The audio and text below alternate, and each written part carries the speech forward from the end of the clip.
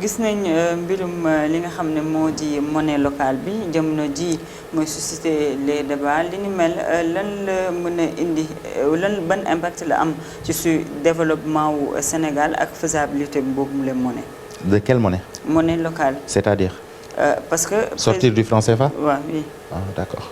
Il veut sortir du franc CFA waxoon nañ ko de man maa ngi xaar. Vous savez, vous allez être déçus, vous allez être très déçus.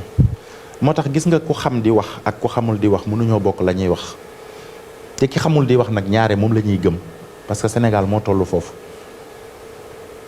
Est-ce que notre économie est capable de supporter une monnaie?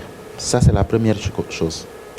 La deuxième chose mooy on parle des réserves d'or qui sont à la Banque de France, qui sont en France. Quelle est la part du Sénégal dans ces réserves-là? Dégg nga ko wax ne Sénégal nangami kilo la ci am wala nangami or la ca Sénégal am est-ce que bu ko Sénégal jëlee Sénégal mën na cee créer monnaie ak monnaie boobu ban taxawaay lay am? Est-ce que mës nga dégg ko wax ci loolu? Mës nga dégg ni Sénégal réserve ya nga xam ni mooy réserve franc CFA, la part du Sénégal dans ces réserves-là est de tant de kilos ou de tant de tonnes? Mës nga dégg ko wax? Est-ce que mës nga dégg ko la ne or boobu buñ ko jëlee mën nañ ci garantir suñu propre monnaie et garantir sa convertibilité avec les autres monnaies pour nous assurer la possibilité de rester dans l'espace international pour faire du commerce? Parce que changer de monnaie pour changer de monnaie, ça n'a pas de sens. La Gambie a sa propre monnaie, mais la Gambie n'achète pas avec sa monnaie. Sa monnaie ne voyage pas. La Mauritanie a sa propre monnaie. Au sein de la Mauritanie, même les gens utilisent plus le dollar et l'euro que la monnaie mauritanienne.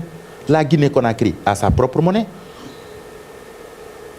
C'est une monnaie qui est soumise à des multiples inflations par jour. Maintenant, fan lañ ñu bëgg a jëmee? Est-ce qu'on doit changer de monnaie parce que on veut changer de monnaie parce qu'on considère que cette monnaie-là a une histoire coloniale? Mais tout a une histoire coloniale ici. Français bi may làkk nii histoire coloniale moo ko indi. Yére yi ñuy sol nii histoire coloniale moo ko indi.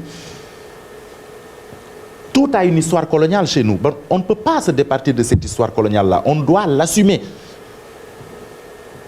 Utiliser une scie ne fait pas de nous un menuisier. Du dëgg. Utiliser une scie ne fait pas de nous un menuisier. Certainement, le menuisier utiliserait le scie d'une bien meilleure façon que nous. Ce n'est pas parce qu'on utilise la langue française que nous sommes des Français ou que nous sommes acculturés, que nous sommes aliénés. Non, on utilise l'outil comme on utiliserait une scie. Donc, il ne faut pas que nous ayons un complexe bobo. Tout a une empreinte coloniale dans ce pays-là. Tout. julli bi ñuy julli 14 heures sax empreinte coloniale moo ko fi indi ndax 14 heures du heure julli am na jumaa yoo xam ne fii 13h30 la ñuy julli lan moo indi julli 14 heures da ngay dem ba Ndar nga dem ca jumaa ja nga xam ne cloche dafaa am keng comme ni catholique yi def mës ngaa gis loolu ma nga Ndar boo demee di nga ko gis lan moo indi julli 14 heures c'est une empreinte coloniale kon il faut arrêter il faut assumer notre histoire assumer notre historicité. Ndax gouverneur da daan tere ko noddu ndax da daan sieste mu defal ñu cloche ne nañuy cloche comme catholique keleng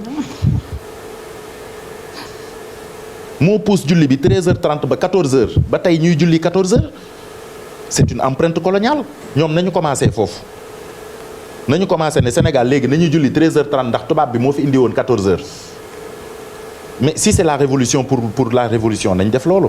Il faut que nit ñi wax lu am sens il faut assumer notre histoire il faut pas avoir honte devant notre histoire lii am na ba pare ce qui est fait n'est plus à faire loolu la Confucius wax lii am na ba pare nañ ko assumer. Gis nga Japon seen drapeau gis nga tomb bu xonk boobu nekk ci digg bi lu ko indi parce que les dignitaires du Japon se sont retrouvés après la guerre ku nekk dagg sa loxo teg sa deret nii ku nekk dagg sa loxo teg sa deret moom moo indi tomb boobu ñu ne lii dund nañ ko ba pare mais dootu fi am on va se développer par force c'est un pacte de sang moo tax seen drapeau bi weex taal dañoo indi morceau bu weex taal ku ne dagg sa deret def ci mu nekk un pacte de sang ñun foofu lañ war a toll waratuñu toll ci xuloo ŋaayoo du ça dañu war a xool dëkk bi ñi fi am xam-xam ñu woo leen ñi fi am cër ñu woo leen ne leen dëkk bi fii la toll nan la ñu war a def pour génn ci ku ne indi sa xalaat